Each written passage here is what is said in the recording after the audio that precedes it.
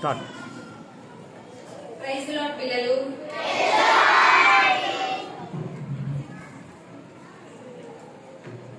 అందరికి story వినాలందా? Okay, morning ఏం story విన్నాం మనం? గిద్యోనా closing lesson.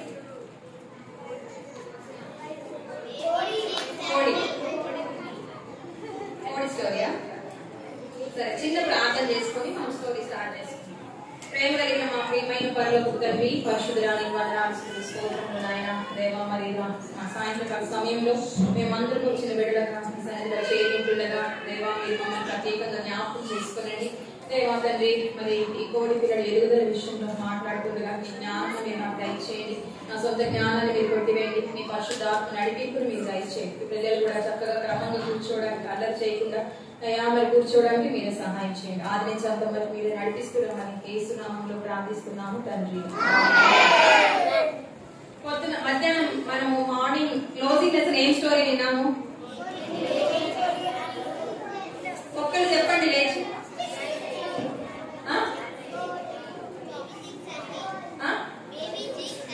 Very good, baby chick and me కదా, కోడి పిల్ల నేను. సరే, మధ్యాహ్నం అందరూ ఏం తిన్నారు? ఈ రోజు ఏం కర్రీ తిన్నారు? సాంబార్. ఎక్కువ తినలేదా? పొద్దున మనం విన్న స్టోరీలో ఆ కోడి షెల్లో నుంచి బయటకు ఏమొచ్చింది? కోడి పిల్ల వచ్చింది కదా. ఈ రోజు మీరు చక్కగా కోడి పిల్ల స్టోరీ వింటే రేపు మీరు చక్కగా చికెన్ తినవచ్చు.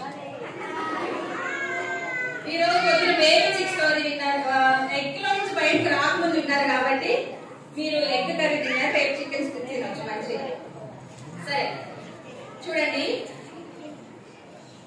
ఈ స్టోరీలో చూడండి, ఈ కోడి పిల్లలు ఎలా ఉన్నాయి చూడండి, చిన్నగా ఉన్నాయి కదా. ఈ తల్లి కోడి ఎప్పుడైతే కోడి ఎలా వస్తుంది చెప్పండి? ఒకరికోకని వస్తుంది కదా. ఎప్పుడైతే ఈ పిల్లలు బయటకు వచ్చిన తర్వాత ఎప్పుడైతే ఒక్కొక్కగా నడిచిందో ఈ చిన్న పిల్లలు ఏం చేస్తాయంటే మెల్లగా ఆ కోడి ఎటైతే అంటే అవి పరిగెత్తుకుంటూ వెళ్తాయి. కోడి ఏం చేస్తుంది? ఇక్కడ ఆహారం ఉందని కానీ పరిగెత్తుకుంటూ కోడి పిల్లలు అక్కడికి వెళ్తాయి. కోడి ఎటైతే అక్కడికి ఈ కోడి పిల్లలు కూడా వెంబడిస్తాయి అన్నమాట. ఎందుకంటే కోడి పిల్లలకి బయటికి రాగానే వాటికి ఏం అవసరం అంటే ఎక్సర్సైజ్ చేయడం అవసరం, వ్యాయామం అవసరం. అంత మాత్రమే కాదు, వాటికి ఆహారం కూడా అవసరమే కదా. అవి పుట్టినప్పుడు ఎట్లుంటాయి చూడండి ఈ కోడి పిల్లలు. వీటికి కనీసం ఫెదర్స్ కూడా రాలేదు, చాలా చిన్న చిన్నగా ఉన్నాయి ఈ ఫెదర్స్. వాటి తడి కూడా బాడీ మీద ఆడిపోదు, చాలా అంటే తడి తడిగా ఉంటది అనమాట. కాబట్టి అవి చిన్న చిన్న హెయిర్స్ ఉంటాయి. ఎప్పుడైతే ఈ తల్లి కోడి వెనకాలకి పరిగెడతా ఉంటాయో వాటికి కావాల్సిన ఆహారం తింటూ పరిగెడతా ఉంటాయి. అప్పుడు అడగవు, అయ్యో కోడి పిల్లలు తన తల్లిని అడగవు, అయ్యో తల్లి ఆగు ఆగు ఆగు మాకు ఇంకా నిదానంగా అడుగు అని కూడా అడగవాయి. అది కోడి తల్లి ఎటైతే అటు ఈ పిల్లలు కూడా వెంబడించాలి. ఎందుకంటే తల్లి కోడి తెలుసు నా పిల్లలకి వ్యాయామం ఆహారం అవసరం కాబట్టి నన్ను వెంబడించాలనుకుంటాయి. కాబట్టి తల్లి కోడి ఏం చేస్తుందంటే తన పిల్లలకి ఎలా ఆహారం సమకూర్చుకోవాలో నేర్పిస్తా ఉంటారు అన్నమాట. కాబట్టి ఇక్కడ చూసారా చిన్న పిల్లలు ఎట్లున్నాయి, ఎంత చక్కగా ఉన్నాయి. మీరు ఎప్పుడైనా కోడి పిల్లలు చేత పట్టుకొని చూసారా? ఎట్లుంటాయి? సాఫ్ట్గా ఉంటాయి కదా. అమ్మో ఇట్లా గట్టిగా పట్టుకుంటే చచ్చిపోతాయేమో అనిపిస్తాయి, అంత స్మూత్ గా వాటి ఫెదర్స్ కూడా ఉంటాయి. కాబట్టి అవి ఈ యజమానురాలు ఎట్లుందంటే ఏం చేస్తుందంటే వాటికి ఆహారం కావాల్సిన వాటికి వాటర్ కావాల్సినప్పుడు వాటికి టంబ్లర్స్ లో వాటర్ ఫిల్ చేసి రెడీగా పెడుతుంది. వాటికి ఆహారం కూడా ఆ గింజల్ని జల్లి అక్కడక్కడ, లేకపోతే ఒక బౌల్ తీసుకొని దానికి ఆహారం సిద్ధపరిచి ఈ కోడికి కావాల్సిన ఆహారము వాటర్ అన్ని పెడుతున్నాయి. ఎందుకంటే తన యజమానురాలకి ఈ కోడి యొక్క యజమానురాలకి ఏమనిపిస్తుందంటే నా పిల్లలు తొందరగా పెద్దగా అయిపోవాలనిపిస్తుంది. దేవుడు కూడా మనము తొందరగా ఎదగాలనిపిస్తుంది. చూడండి, మార్నింగ్ మనం చూసుకున్న స్టోరీలో ఆ పెంకుల నుంచి కోడి పిల్ల బయటికి వచ్చింది కదా. బయటికి రాగానే వాటికి ఏమేస్తుంది? ఆకలేస్తుంది కదా. కాబట్టి అది ఆహారం తీసుకున్నప్పుడు ఏమైతుంది? అది ఎదుగుతా ఉంటది. కాబట్టి ఈ రోజు ఆ కోడి తన ఆ పెంకుల నుంచి బయటికి వచ్చినప్పుడు ఎలాగైతే ఆ జైలు గదిలో నుంచి బయటకు వచ్చిందో మనము కూడా పాపం అనే జైలు జైల్లో నుంచి బయటికి వచ్చాం. మనం బయటికి వచ్చిన తర్వాత యేసయ్య ఏం చేశాడంటే మనకి నూతన జీవాన్ని ఇచ్చాడు. ఆయన మరణించి తిరిగి లేచడం ద్వారా మనకి ఆయన ఏం చేశాడు?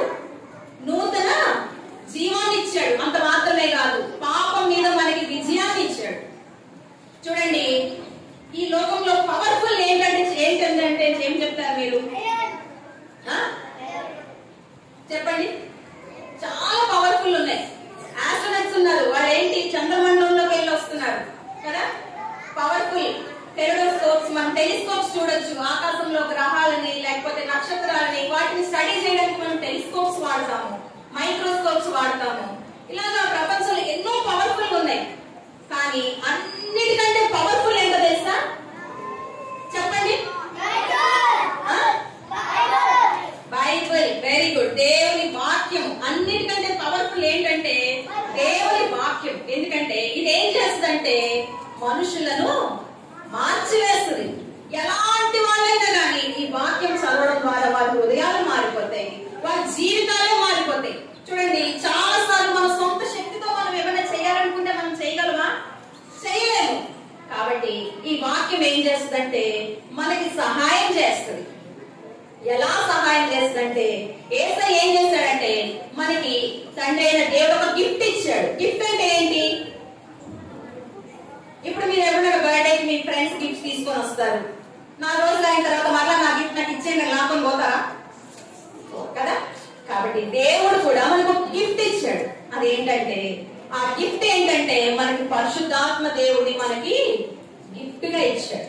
ఈ పరిశుద్ధాత్మ దేవుడు ఎప్పుడైతే యేసుక్రీస్తుని మన సొంత రక్షకుడుగా అంగీకరిస్తామో పరిశుద్ధాత్మ దేవుడు మన హృదయంలో వస్తాడు, మన హృదయంలో ఉంటాడు. పరిశుద్ధాత్మ దేవుడు ఏమేమి చేస్తాడు తెలుసా?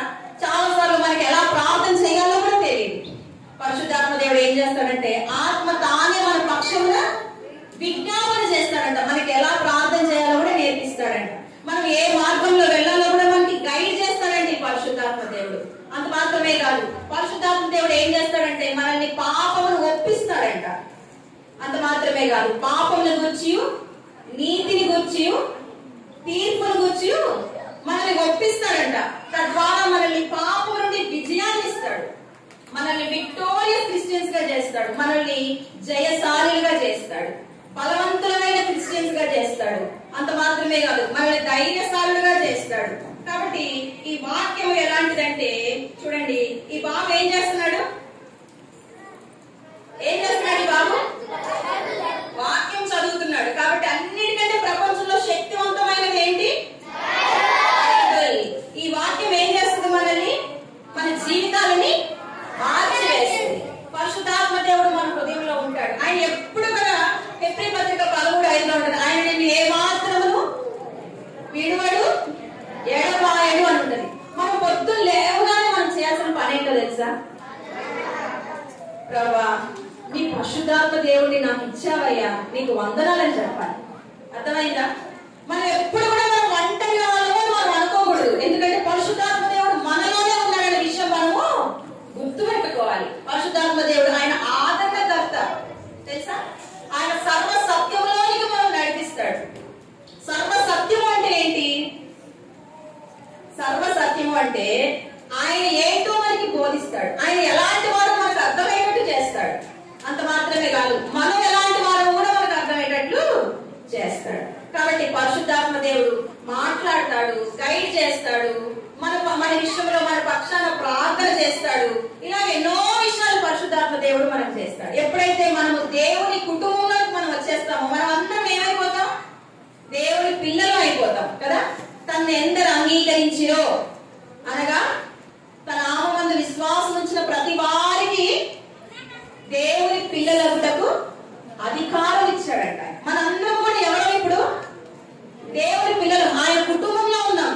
మన తండ్రి ఎవరు? మన తండ్రి దేవుడు కదా. మనందరం కూడా ఇప్పుడు ఆయన పిల్లలు. మనందరం ఎవరు? క్రైస్తవులుగా మనం పిలువబడుతున్నాం. క్రైస్తవులు అంటే ఏంటి? నేను క్రీస్తుకు చెందిన దానను, నేను క్రీస్తుకు చెందిన వాడను అని అర్థం. మనందరం ఎవరి ఫ్యామిలీలో ఉన్నాం ఇప్పుడు? జీసస్ ఫ్యామిలీలో ఉన్నాం కదా. కాబట్టి యేసయ్య ఏమనుకుంటాడంటే మనం ఆయన శిష్యులుగా ఉండాలనుకుంటున్నాడు. శిష్యులు ఎవరంటే దేవుడు ఏదైతే చేయడానికి తను తాను శిక్షణ ఇచ్చుకునేవాడు కదా. మామూలు జనరల్ క్రిస్టియన్స్ కి శిష్యులకు ఉన్న తేడా ఏంటి తెలుసా? మామూలు వాళ్ళు ఏం చేస్తారు, వాళ్ళ అవసరాల కోసం దేవుని వాడుకుంటారు. కానీ శిష్యులు ఏం చేస్తారు తెలుసా? దేవుని అవసరం ఏంటో గుర్తెరిగి దేవుని అవసరాలు చేయాలని ఇష్టపడతారు. అర్థమైందా? ఇంతకు మన అవసరాల కోసం దేవుని వాడుకుందామా, దేవుని అవసరాల కోసం మనము దేవుడు మనల్ని వాడుకోవాలా? చెప్పండి. వాడుకోవాలి కదా. మన ద్వారా దేవుని అవసరాలు తీర్చబడాలి. బైబిల్లో చాలా మంది దేవుని అవసరాలు గుర్తెరిగి తీర్చబడిన వాళ్ళు ఉన్నారు. దెబోరా ఏం చేసింది? దేవుని అవసరాన్ని గుర్తించింది కదా. ఇలా ఎంతో మంది దేవుని అవసరాన్ని గుర్తించిన వాళ్ళు ఉన్నారు. హన్నా ఏం చేసింది? దేవుని అవసరాన్ని గుర్తెరిగింది. తద్వారా సమూయేలుని కనింది. ఆ దేశంలో ఒక ప్రవక్తగా సమూయేలు మారడం మనము చూస్తున్నాం. కాబట్టి పరిశుద్ధాత్మ దేవుడు ఎప్పుడైతే మన హృదయంలోకి వస్తాడో మన తలంపులు, మన ఆలోచనలు, మన క్రియలు ఇవన్నీ ఏం చేయాలంటే ఆయన ఆధీనంలోకి అప్పగించాలి. చాలా సార్లు మన శోధనలు జయించడానికి మన శక్తి మనకు సరిపోదు. కాబట్టి ఎప్పుడైతే మనం పరిశుద్ధాత్మ దేవునికి అప్పగించుకుంటామో ఆ శోధనని జయించే శక్తిని మనకి ఇస్తాడు. అర్థమైందా? అయ్యో నేను ఈ పాపం జయించలేకపోతున్నానే, అరే ఇది నేను చూడకూడదు అనుకుంటున్నాను మరలా మరలా అదే చూస్తున్నానే, ఈ పని నేను చేయకూడదు అనుకుంటున్నాను మరలా మరలా అదే పని చేస్తున్నానే అని చాలాసార్లు మనం ఓడిపోతూ ఉంటాం. ఎప్పుడైతే మనం పరిశుద్ధాత్మ దేవునికి అప్పగించుకుంటామో మనం అడగాలి, పరిశుద్ధాత్మ దేవా నా హృదయంలో ఉన్న ప్రతి ఆలోచన నీకు అప్పగిస్తున్నానయ్యా, ప్రతి తలపు నీకు అప్పగిస్తున్నాను, ప్రతి యాక్షన్స్ క్రియలు అన్ని కూడా ఆయనకు అప్పగించినప్పుడు ఆయన ఏం చేస్తాడంటే మనకి శక్తిని ఇస్తాడంట, మనకి బలమనిస్తాడు. తద్వారా మనము విజయవంతులైన క్రిస్టియన్స్ గా మనము మారుతాం, బలవంతులైన క్రైస్తవులుగా మనం మారుతాం. మనం బలహీనంగా ఉండాలనుకుంటున్నారా లేకపోతే బలవంతులుగా ఉండాలనుకుంటున్నారా? బలవంతులుగా ఉండాలనుకుంటున్నాడు. దేవుడు ఏం చేయాలనుకుంటున్నాడు తెలుసా? మన ద్వారా ఆయన శక్తిని లోకానికి చూపించాలనుకుంటున్నాడు. అర్థమైందా? మనం ఓకే అంటే మన ద్వారా ఆయన శక్తిని లోకానికి చూపిస్తాడు. అందుకని ఒక మాట ఉంటుంది, తమ దేవుని నెరుగు వారు బలము కలిగి గొప్ప కార్యాలు చేస్తారంట. చూసారా? విలియం కేరీ ఇలాంటి గొప్ప గొప్ప మిషనరీస్ ఏం చేశారు? సాదాసీదా కార్యాలు కాదు, గొప్ప గొప్ప కార్యాలు చేశారంట. మనం కూడా దేవుని పిల్లలుగా గొప్ప కార్యాలు చేయాలంటే ఏం చేయాలి? మనం ఆయనకు అప్పగించుకోవాలి. మన ప్రతి యాక్షన్ ఆయనకు అప్పగించుకోవాలి. ప్రతి ఆలోచన, ప్రభా నేను ఈ శోధన జయించలేకపోతున్నాను ప్రభా అని ఎప్పుడైతే మనం ఆయనకి దగ్గర ఒప్పుకుంటామో ఆయన మనల్ని నడిపిస్తాడు, మనకు ఆ శక్తిని ఇస్తాడు, ఆ శోధన జయించే శక్తిని ఇస్తాడు. మన సొంత శక్తి మీద మనం ఆధారపడ్డాం అనుకోండి మనం ఓడిపోతాం కదా. దేవుని శక్తి మీద మనం ఆధారపడినప్పుడు మనం గెలిచేవారిగా ఉంటాం. కాబట్టి యేసయ్య యొక్క ప్రేమ ఏం చేయాలి? మనం రుచి చూసి తెలుసుకోవాలి. అందుకని ఒక మాట ఉంటుంది, రుచి చూసి తెలుసుకునేది యెహోవా ఉత్తముడని ఏది అని పాట కూడా పాడతాం కదా, రుచి చూసి ఏది తిని యెహోవా ఉత్తముడు అనేది. చూసారా? ఇప్పుడు మనం కూర ఉందనుకోండి, ఆ కూర చూసి అబ్బా ఎంత బాగుందో, ఈ కూర ఎంత టేస్ట్ ఉందో అని చెప్తామా? ఆ కూర నోట్లో వేసుకుంటేనే మనకు దాని యొక్క టేస్ట్ ఏంటో మనకు అర్థమైంది కదా. కాబట్టి మనం కూడా దేవుని యొక్క ప్రేమను అనుభవించాలంటే మనం ఏం చేయాలి? టేస్ట్ చేయాలి. మనం మనం టేస్ట్ చేయాలి. అప్పుడు ఇతరులకు చెప్పగలం, అబ్బా దేవుని ప్రేమ ఎంత గొప్పది అనేది మనం ఇతరులకు చెప్పగలం. మనమే అనుభవించలేకపోతున్నాం అనుకోండి మనం ఇతరులకి చెప్పలేం. కాబట్టి ఏం చేయాలి? ప్రతిరోజు ఈ వాక్యాన్ని మనము చదివే వారిగా ఉండాలి. వాక్యం అనే పాలన ఏం చేయాలి? అపేక్షించాలంట. అపేక్షించడం అంటే ఏంటంటే ఆకలి తప్పులు కలిగి ఉండడం. నేను వాక్యం ఇంకా చదువుకోవాలి వాక్యం ఇవ్వడంలో మనకి ఆసక్తి ఉండాలి, ఆకలి తప్పులు ఉండాలి. ఇప్పుడు మీకు ఐస్ క్రీమ్ అనగానే మీకు ఏమనిపిస్తుంది? ఎంత తిన్నా ఐస్ క్రీమ్ ఎంత తిన్నా అరిగిపోతానే ఉంటది, అవునా? అవునా కదా? కరిగిపోతానే ఉంటది, తొందరగా కరిగిపోతుంది కదా. అలాగే మనకి వాక్యం అంటే కూడా అంత ఇష్టం ఉండాలి. ఐస్ క్రీమ్ అంటే ఎంత ఇష్టపడతారు? అన్న నాకు ఒక రెండి అన్న అంటారు, అంకుల్ రెండి అన్న అంకుల్ అంటాం కదా. వాక్యం అంటే కూడా అట్లాంటి ఆసక్తి ఉండాలి. ఈ వాక్యం చదివిన వాళ్ళకి ఎలాంటి జ్ఞానం ఉంటది తెలుసా? శత్రువులకు మించిన జ్ఞానం ఉంటదంట. మన శత్రువులు ఏ స్కీమ్స్ అయితే, ఏ ప్లాన్స్ అయితే వేస్తున్నారో వాళ్ళ స్కీమ్స్ అన్ని మనకు ముందే తెలిసిపోతాయి తెలుసా. వాళ్ళకి మించిన జ్ఞానం ఉంటదంట ఈ వాక్యం చదువుకున్న వాళ్ళకి. అంత మాత్రమే కాదు, వృద్ధులకు మించిన జ్ఞానం ఉంటదంట తెలుసా. మన వృద్ధులు ఉన్నారు, మన అమ్మమ్మల తాతయ్యల కంటే కూడా గొప్ప జ్ఞానవంతులు అవుతామంట ఈ వాక్యం చదివితే. ఇంకొక మాట ఉంటది, బోధకులకు మించిన జ్ఞానం వస్తుందంట. బోధకులు ఎవరు? మన టీచర్స్. మన టీచర్స్ కి మించిన జ్ఞానం మనం పొందుకోగలమంటే ఈ వాక్యం చదువుకున్నప్పుడు. కాబట్టి శత్రువులకు మించిన జ్ఞానము, వృద్ధులకు మించిన జ్ఞానము, బోధకులకు మించిన జ్ఞానమును మనం ఈ వాక్యం ద్వారా మనము పొందుకుంటాం. కాబట్టి దేవుని వాక్యంలో మనం ఎదిగే వారంగా ఉండాలి. గాడ్స్ ఫ్యామిలీలో మనము న్యూ బోర్న్ బేబీస్ గా మనం పుట్టినప్పుడు మొదటగా మనం చేయాల్సిన ఎక్సర్సైజ్, అభ్యాసము ఏంటంటే వాక్యమును చదివి దాన్ని మన హృదయంలో దాచిపెట్టుకోవాలి. వాక్యాన్ని మన హృదయంలో భద్రపరచుకోవాలి. అందుకనే దావీదు అంటాడు, నేను పాపము చేయకుండానట్లు నీ వాక్యమును నా హృదయంలో ఉంచుకొని ఉన్నాను. వాక్యాన్ని ఎప్పుడైతే మన హృదయంలో ఉంచుకుంటామో పాపములు మనం చేయలేము. ఎందుకంటే మన లోపల ఉన్న వాక్యం ఏం చేస్తుంది, మనల్ని హెచ్చరిస్తా ఉంటది. దొంగిలకూడదు, ఆఖరు దొంగలంతా ఏం చేస్తాడు, నష్టపోయాడు, ప్రాణాన్ని పోగొట్టుకున్నాడు. వెంటనే మనకు ఆ వాక్యం గుర్తొస్తుంది. అసలు వాక్యమే చదవకపోతే మనకి ఏం గుర్తుంటది? కాబట్టి వాక్యాన్ని చదివి దాన్ని మెడిటేట్ చేయాలి, దాన్ని ధ్యానించాలి, దాన్ని మనము స్టడీ చేయాలి, దాన్ని మనం చదవాలి, దాని ప్రకారం మనం అభ్యాసం చేయాలి, ఎక్సర్సైజ్ చేయాలి కదా.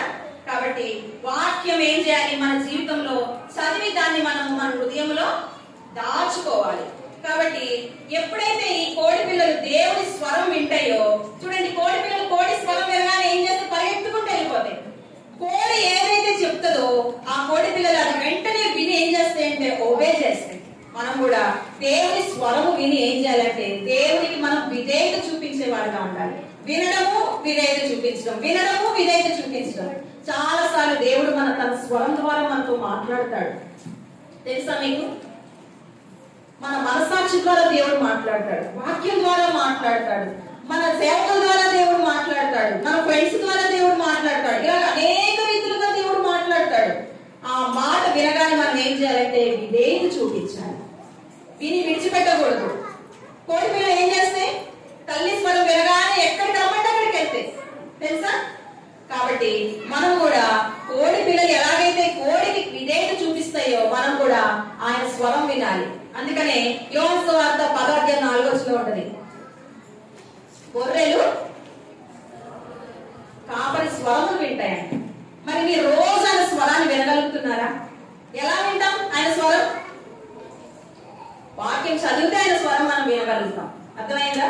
కాబట్టి మొదటిగా మనం చేయాల్సిన అభ్యాసం ఏంటంటే, గాడ్స్ చిల్డ్రన్ గా మనం చేయాల్సిన మొదటి అభ్యాసం ఏంటంటే వాక్యములు చదివి మన హృదయంలో పదిలపరచుకోవాలి. రెండోది, దేవుడు మనకి ఇచ్చిన మంచి ఆయుధం ఏంటంటే ప్రార్థన. ప్రార్థన అనేది మనకు ఒక టెలిఫోన్ లాంటిది. దేవుడు ఎప్పుడు ప్రార్థన చేసినా నేను రెడీగా ఉంటాడు ఆయన చెవులు, తెలుసా? అయ్యో నేను ఇప్పుడు వినలేను, నాకు కొంచెం నిద్ర వస్తుంది, కొంతసేపు పడుకుంటానని ఎప్పుడు కూడా దేవుడు అన్నాడు. మన ఫ్రెండ్స్ ఉన్నారు అనుకోండి, మనం కొంతసేపు వచ్చేది చెప్తే వింటారు, రాత్రంతా చెప్తే వింటారా? పడతాం అంటారా లేదా? కానీ దేవుడు అట్లాంటి దేవుడు కాదు. మనం ఎప్పుడు ఆయనతో మాట్లాడతామా అని ఇష్టపడే దేవుడు. అర్థమైందా? కాబట్టి ఆయన చెవులు ఎప్పుడు కూడా మన వైపే ఉంటాయంట. అందుకనే 1 పేతురు రాసిన పత్రికలో ఆ మాట చూస్తాం చూడండి, 3వ అధ్యాయము 12వ వచనంలో చూసినట్లయితే, 1 పేతురు రాసిన పత్రిక 3వ అధ్యాయము 12వ వచనం, ప్రభు కన్నులు నీతిమంతుల మీదను ఆయన చెవులు వారి ప్రార్థనల వైపులు ఉన్నవి గాని ప్రభు ముఖము కీడు చేయు వారికి విరోధముగా ఉన్నవి. ఆయన చెవులు ఎవరి వైపు ఉన్నాయంట? దేవుని బిడ్డలో ప్రార్థన వైపు ఉన్నాయంట ఆయన చెవులు. ఎప్పుడు నా బిడ్డ ప్రార్థన చేస్తుందా, ఎప్పుడు నా బిడ్డ ప్రార్థన చేస్తాడా అని ఎదురు చూస్తూ ఉంటాయంట దేవుడి కన్నులు, దేవుడి చెవులు. కాబట్టి మనం ఏం చేయాలంటే ఆత్మీయంగా పుట్టిన తర్వాత మనం ఎదగాలంటే ఇవన్నీ మన జీవితంలో అవసరం. అర్థమైందా? దేవుడు మనల్ని సొంత శక్తి మీద మనల్ని మన సొంత శక్తి మీద మన సొంత కాళ్ళ మీద నిలబడి మనల్ని అన్ని చేయమనట్లా ఆయన పరిశుద్ధాత్మను మనకు ఇచ్చాడు. ఆయన ఆదరణకర్తగా సర్వ సత్యంలోనికి నడిపిస్తాడు. ఆయన మనకి దేవుడి గురించి బోధిస్తాడు. ఆయన ఎలాంటి వాడో మనకు బోధిస్తాడు. కాబట్టి మనం ప్రార్థన ద్వారా మనం ఆత్మీయంగా ఎదుగుతాం కదా. కోడి పిల్లలు, ఈ కోడి ఎలాగైతే తన యజమానులు కోడి పిల్లలు ఎలా తొందరగా ఎదగాలనుకుంటున్నాయో దేవుడు కూడా మనం ఆత్మీయంగా ఎదగాలనుకుంటాడు. ఎలా ఎదుగుతాము? వాక్యం ద్వారా, ప్రార్థన ద్వారా. ప్రార్థన ఎలా చేస్తారు మీ ప్రార్థన? నేను మీకు ఒకటి చెప్తాను, ఒక వర్డ్ చెప్తా, అబ్రివేషన్ చెప్తా. యాక్ట్స్ అని గుర్తుపెట్టుకోండి. ఏ అంటే అడరేషన్. అడరేషన్ అంటే ఏంటంటే దేవుణ్ణి ఆరాధించడం. ప్రభువా, తండ్రి, ఆయన కుమారుని యేసుక్రీస్తు, పరిశుద్ధాత్మ దేవుడిని మనము ఆరాధిస్తాం. అర్థంగా ఆయన మన ఎడల కలిగిన ఆ ప్రేమను, ఆ కేర్ ని బట్టి మనము ఆయన్ని ఆరాధిస్తాం. ఆయన ఎలాంటి వాడో దాన్ని బట్టి మనం ఆరాధిస్తాం. ఎడోరేషన్. తర్వాత సి, కన్ఫెషన్. కన్ఫెషన్ అంటే ఏంటంటే ఒప్పుదల, ఒప్పుకోవడం. మనం చాలా సార్లు ఫిర్యాదులు చేస్తూ ఉంటాం. ఎప్పుడు చూసినా కంప్లైంట్లే. ఆంటీ ఈ అబ్బాయి చూడు, ఆంటీ అమ్మాయి చూడు, ఆంటీ వీడు చూడు, ఆంటీ వాడు చూడు కదా. ఎప్పుడు చూసినా కంప్లైనింగ్ లైఫ్ కదా. ఇస్రాయేల్ కూడా ఏం చేశారు? ఎప్పుడు కంప్లైంట్లే, ఎప్పుడు సనుకోవడమే. కాబట్టి మనం సనుకోవడం కూడా ఒక పాపమే. కంప్లైనింగ్ నేచర్ కూడా ఒక పాపమే. ఫిర్యాదులు ఇవ్వడం కూడా ఒక పాపమే. కాబట్టి మన జీవితంలో ఇలాంటి పాపం ఏమన్నా ఉంటే వెంటనే మనం ఒప్పుకోవాలి. స్వార్థం ఒప్పుకోవాలి. అలాంటి ఏ పాపమున్నా మనం ఒప్పుకోవాలి. అర్థమైందా? తర్వాత టీ అంటే థ్యాంక్స్ గివింగ్. దేవుడు మనకి ఏదైతే చేశాడో దానిని బట్టి మనం థ్యాంక్స్ చెల్లించాలి. దేవుడికి కృతజ్ఞతలు చెల్లించాలి, వందనాలు చెల్లించాలి. లాస్ట్ ఎస్ అంటే సప్లికేషన్. సప్లికేషన్ అంటే అనేక మంది కొరకు మనం ప్రార్థన చేయడం. అనేక మంది మిషనరీస్ ఉన్నారు, వారి కొరకు మనం ప్రార్థన చేయాలి. దేవుని కొరకు, దేవుని స్వార్థ కొరకు ప్రయాసపడే వారు చాలా మంది ఉన్నారు మిషనరీలుగా. అనేక రాష్ట్రాలు, నార్త్ లో అలా ఎన్నో చోట్లకు పంపబడ్డారు. అలాంటి మిషనరీస్ కోసం మనం ప్రార్థన చేయాలి. చూస్తున్నాం కదా, ఎంతో మంది చంపేస్తున్నారు. అలాంటి వారి కొరకు మనం ప్రార్థన చేయాలి. సేవకుల కొరకు ప్రార్థన చేయాలి. తర్వాత లాస్ట్ లో మన కోసం మనం ప్రార్థన చేసుకోవాలి. మనం ఏం చేస్తాం? ప్రార్థన స్టార్ట్ అవగానే ఏసయ్యని కాపాడు, మా మమ్మీని కాపాడు, మా డాడీని కాపాడు, మా చెల్లెని కాపాడు, మా తమ్ముడు కాపాడు, ఇదే ప్రార్థన చేస్తాం కదా. ఫస్ట్ మనము దేవుణ్ణి ఆరాధించాలి. తర్వాత మన పాపములను ఒప్పుకోవాలి.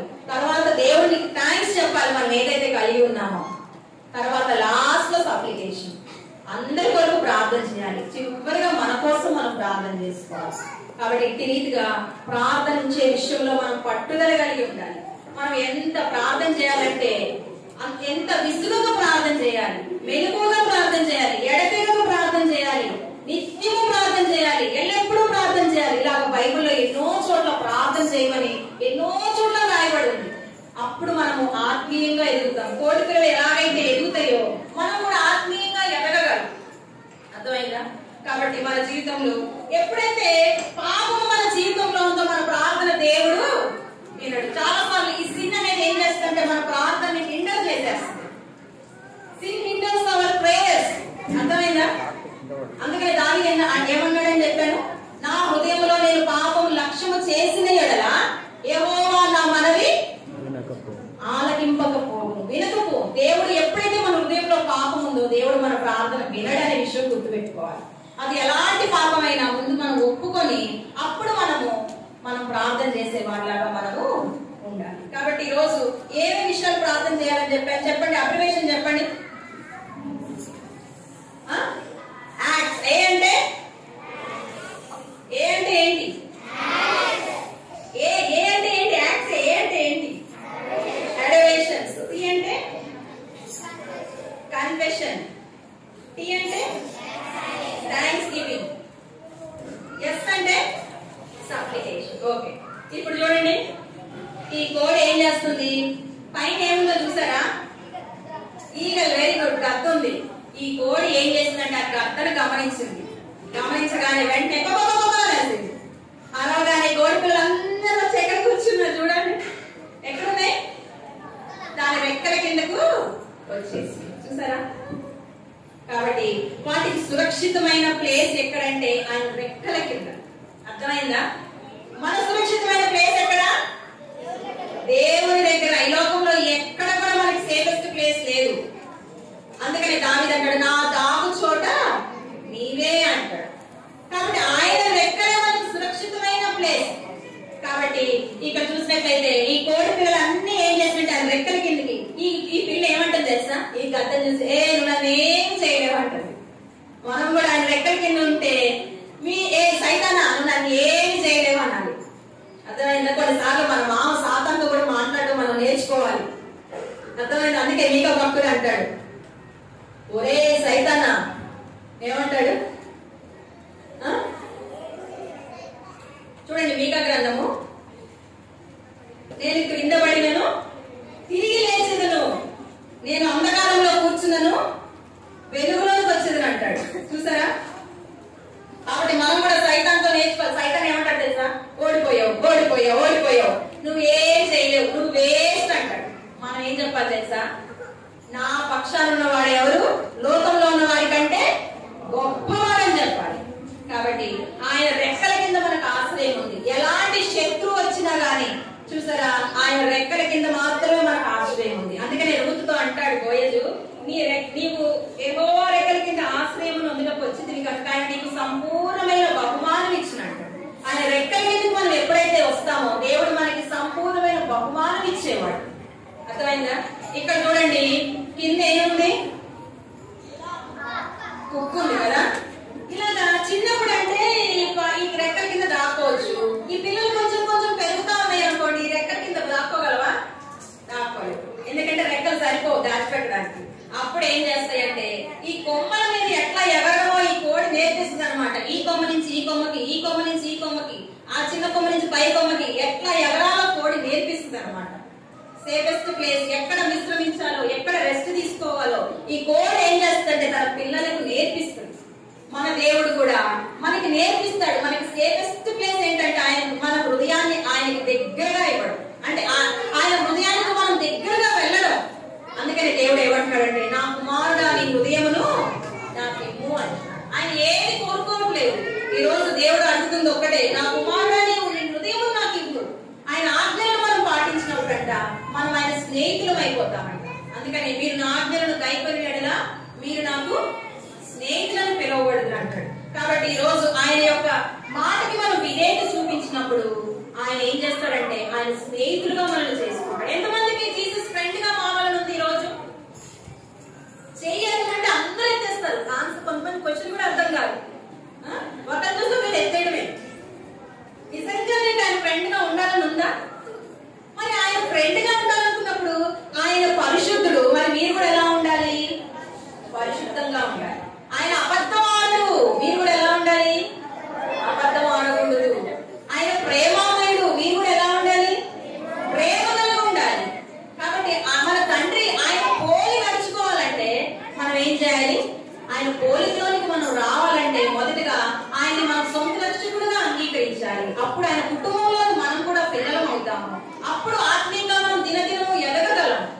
కాబట్టి ఈ రోజు మన జీవితంలో ఆత్మీయంగా మనం ఎదగాలని దేవుడు కోరుకుంటున్నాడు. అందుకనే వాక్యం అనే పాలన అపేక్షించాలి, ప్రార్థన జీవితంలో కలిగి ఉండాలి. అంత మాత్రమే కాదు, సహవాసములు కూడా మనం కలిగి ఉండాలి. ప్రతి వారం మనం చర్చికి వెళ్ళాలి. అరే ఈ రోజు మా చుట్టాలు వచ్చారాంటి, అందుకని నేను చర్చికి రాలేదాంటి అంటే మీరు ఏం చేయండి అంటే చుట్టాలు తాళాలు ఇచ్చేసేయండి చర్చికి. అర్థమైందా? అదొక సాకులాగా మనకు ఉండకూడదు. సహవాసంగా ఎప్పుడు కూడా కూడుకునే విషయంలో మనం తప్పిపోకూడదు. అర్థమైందా? కాబట్టి వాక్యము, ప్రార్థన, సహవాసము ఈ మూడు మన జీవితంలో ఎప్పుడు మనం కలిగి ఉండాలి. అప్పుడే మనం ఆత్మీయంగా ఎదిగే వారిగా మనము ఉండాలి. కాబట్టి ఈ రోజు ఆత్మీయంగా మనం ఎదగాలని దేవుడు కోరుకుంటున్నాడు. ఎలాంటి నష్టం వచ్చినా దేవుడు మనల్ని కాపాడే దేవుడు, రక్షించే దేవుడు. ఈ రోజు మనం నేర్చుకున్న ఈ chick story, baby chicks grows up and so I do. చిన్న కోడి పిల్ల ఎదుగుతుంది, మరియు అదే రీతిగా నేను కూడా ఎదగాలనుకుంటున్నాను. ఎంతమంది అయితే మీరు ఆశపడుతున్నారు, ప్రభా నేను కూడా అలా ఎదగాలనుకుంటున్నాను. ఇప్పుడు చూడండి, ఎల్కేజీ పిల్లలు ఎప్పుడు ఎల్కేజీలో ఉంటే సంతోషం ఆ తల్లిదండ్రులకి. ఇప్పుడు సెకండ్ ఇయర్, ఇప్పుడు ఎవరైతే ఎల్కేజీలో ఉన్నారో సెకండ్ నెక్స్ట్ ఇయర్ కూడా అదే ఎల్కేజీలో ఉంటే పేరెంట్స్ సంతోషమా? తర్వాత 3వ సంవత్సరం కూడా మళ్ళీ ఎల్కేజీలో ఉంటే సంతోషమా? దేవుడు కూడా అంతే. మనం రక్షణ పొందిన తర్వాత, రక్షణ అనేది లైఫ్ లో వన్ టైం ఈవెంట్, అది ఒక్కసారి జరుగుతుంది. కానీ ఆత్మీయ జీవితము రక్షణను కొనసాగించాలంటే అది లైఫ్ లాంగ్ ప్రాసెస్. అది ఈ రక్షణను మనం భయముతో, వణుకుతో కొనసాగించుకోవాలి. ఫిలిప్పీలకు రాసిన పత్రికలో ఉంటది. కాబట్టి ప్రతి దినము ఈ రక్షణను మనం కాపాడుకోవాలి. అర్థమైందా? ఆత్మీయంగా ఎదిగే వాళ్ళకు ఉండాలి. చూడండి, మన పిల్లలు ఎదగకపోతే తల్లిదండ్రులు మనం సంతోషించలేదు. చూడండి, కొంతమంది మెంటలీ డిసేబుల్డ్ ఉంటారు, ఫిజికలీ డిసేబుల్డ్ ఉంటారు. వాళ్ళు ఎప్పుడు మరుగుజుల్లాగా ఉంటారు, హైట్ పెరగరు. వాళ్ళని చూసి తల్లిదండ్రులు ఎంత బాధపడతారు. అవునా కాదా? దేవుడు కూడా అంతే. ఆత్మీయంగా మనం ఎదగకుండా ఎప్పుడు ఒకలాగే ఉంటే దేవుడు ఎప్పుడు మనల్ని బట్టి సంతోషించు. ఆత్మీయంగా మనం ఇంకా ఇంకా ఎదగాలని అనుకుంటున్నాడు దేవుడు. ఈ రోజు మీరు రక్షణ పొందారు, చేతులు ఎత్తారు, నేను ఆయన సొంత రక్షకుడిగా అంగీకరించానన్నారు, చేతులు ఎత్తారు, బాగానే ఉంది. కానీ తర్వాత ఏంటి? ఆత్మీయంగా ఎదగాలని కోరుకోవాలి. దేవుడు కోరుకుంటున్నాడు, మనం కూడా అదే రీతిగా కోరుకోవాలి. ఎంతమంది అయితే మీరు ఆత్మీయంగా ఎదగాలనుకుంటున్నారు ఈ రోజు? నిజంగా మీరు అలాంటి తీర్మానం చేసుకోవాలనుకుంటే మీ చేతులు ఎత్తండి. ప్రభా నేను